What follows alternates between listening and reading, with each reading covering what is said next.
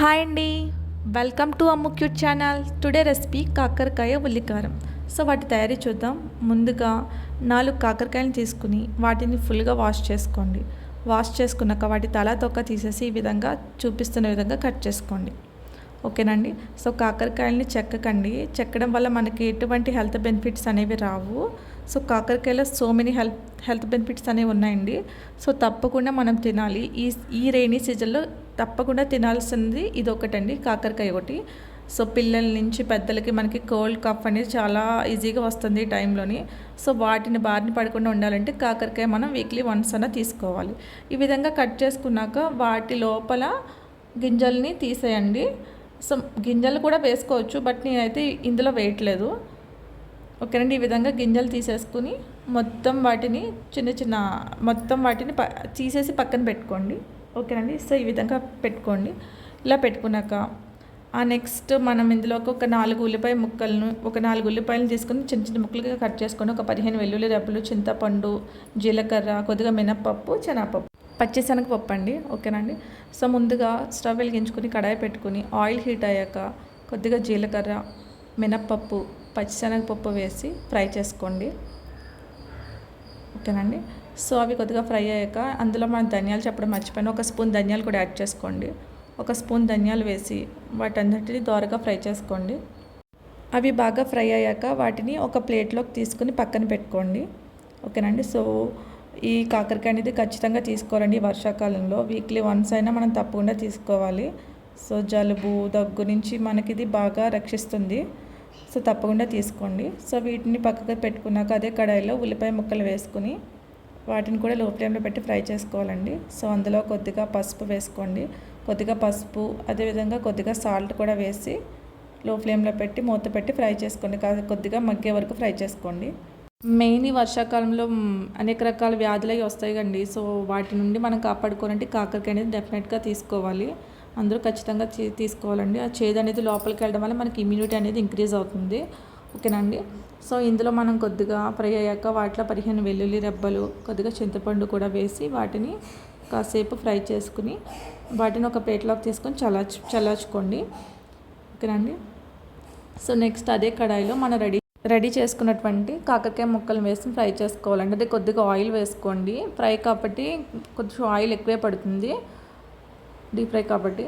So ఆ విధంగా deep fry చేసుకోవాలండి కాకరకాయ ముక్కల్ని. సో నేను హాఫ్ వేసుకున్నాను. సో కడాయి చిన్నది కాబట్టి ఈ విధంగా ఫ్రై చేసుకున్నాక వాటిని కూడా మనం ఒక ప్లేట్లోకి తీసుకుని పక్కన పెట్టుకోవాలి. ఈ కలర్లో వస్తే సరిపోతుందండి. ఓకేనండి. సో ఈ విధంగా ఫ్రై చేయడం వల్ల మనకి చేదు అనేది మ్యాక్సిమం పోతుంది. ఎంతో కొంత చేదు అనేది ఉంటుంది. సో అది మాత్రం మనం తీసుకోవాలి ఖచ్చితంగా. ఓకేనండి. సో మరీ చేదుగా ఉంటే తినలేం కదండి, ఎవరైనా తినలేరు. సో ఈ మాత్రం చేదైనా ఉండాలి కాబట్టి ఈ విధంగా ఫ్రై చేసుకోండి. ఫ్రై చేసుకున్నాక ఒక ప్లేట్లోకి తీసుకుని పక్కన పెట్టుకోండి.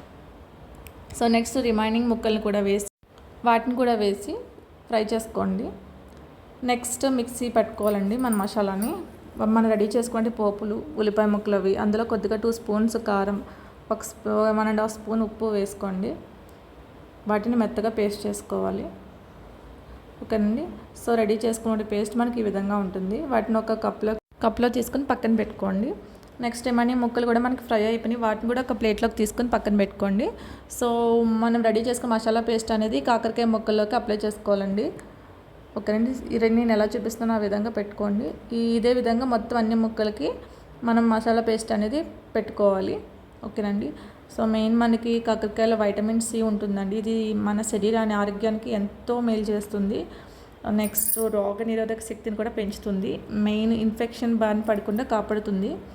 సో నెక్స్ట్ అదేవిధంగా మనకి బ్లడ్లో షుగర్ లెవెల్స్ని తగ్గించే గుణం ఉంది కాబట్టి వీళ్ళకి షుగర్ వాళ్ళకి కూడా ఇది బాగా యూజ్ అవుతుందండి ఈ కాకరకాయ అనేది. సో వాళ్ళు డైలీ తీసుకుంటే చాలా మంచిది కూడాను.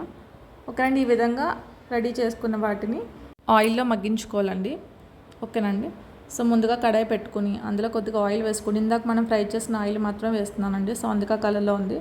ఆయిల్ వేసుకున్నాక అందులో మొత్తం రెడీ చేసుకున్నటువంటి కాకరకాయ ముక్కల్ని వేసుకున్నాక వాటిని లో ఫ్లేమ్లో పెట్టి మనం మగ్గించుకోవాలండి.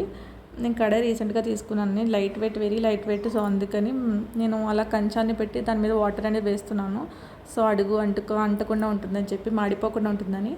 సో ఓకేనండి. ఈ విధంగా మనం వాటర్ వేసాక 5 మినిట్స్ తర్వాత ఓపెన్ చేసి చూసుకుంటే మనకి ఈ విధంగా ఉంటుంది. ఎంతవరకు మగ్గిందో ఒకసారి చెక్ చేసుకోండి. సో ఇంకా మగ్గలేదు కాబట్టి మళ్ళీ ప్లేట్ అనేది క్లోజ్ చేస్తున్నాను. ఓకేనండి. సో ఇంకో 5 మినిట్స్ తర్వాత ఓపెన్ చేసి చూస్తే మనకి ఆల్మోస్ట్ ముక్క అనేది మగ్గిందండి. సో వాటిని కూడా మనం జాగ్రత్తగా అన్ని ముక్కల్ని తిప్పుకోవాలండి. ఓకేనండి. ఈ విధంగా తిప్పుకున్నాక వాటిని కూడా ఇంకో 5 మినిట్స్ పాటు మగ్గించుకోవాలండి మూత పెట్టి.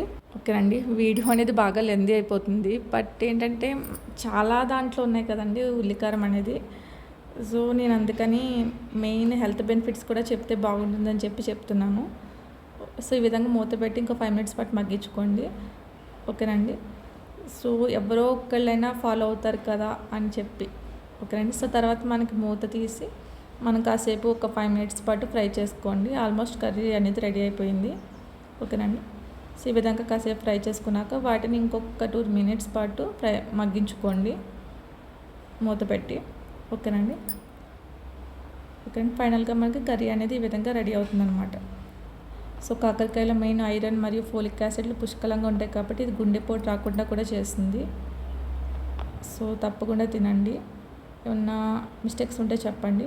పైన కొద్దిగా కరివేపాకు అనేది వేసుకుంటే కొంచెం మనకి ఫ్లేవర్ అనేది బాగుంటుంది కర్రీ తినడానికి. మనకి చేదు కూడా ఎంతో ఉండదండి. ఇది మా పాప కూడా తింటుంది. సో తప్పకుండా ట్రై చేయండి. పైన మాత్రం చెక్కొద్దు దయచేసి. ఓకేనా ఫ్రెండ్స్? వీడియో నచ్చితే లైక్ చేయండి, షేర్ చేయండి, సబ్స్క్రైబ్ చేసుకోండి. నేను రీసెంట్గానే స్టార్ట్ చేశాను. సో కొంచెం ఎంకరేజ్ చేయండి ఫ్రెండ్స్. నాలాగా కొత్తగా స్టార్ట్ చేసే వాళ్ళు కూడా నా సపోర్ట్ ఎప్పుడూ ఉంటుంది ఫ్రెండ్స్. Thank you.